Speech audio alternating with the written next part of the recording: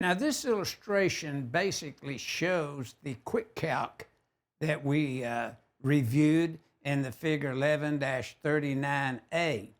But now, notice there's a problem listed here with a question. Will a 20 amp toggle switch supply and disconnect a motor with a full load amps of 14 amps? So step one, we're taking the connected load in accordance with 404.14A4. The connected load of 14 amps is multiplied by 125%, as we did in the quick calc. We come up with 17.5. Then we take 80% of the 20 amp overcurrent device, which is 16 amp. Now at 100%, will 16 amps supply 14 amps? And the answer is yes.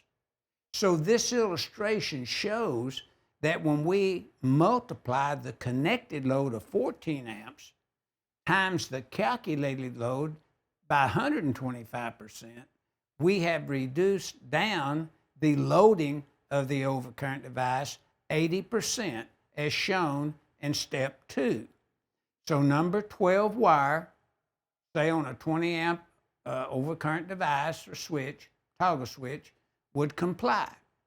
And if it's on a 20 amp overcurrent device, then the 20 amp circuit breaker holds 3 times its rating, holding 60 amps to allow that motor to start and run. And if that occurs, we're fine. And some of the motors have maybe a little soft start with them if need be, so that they can be put on a 20 amp circuit.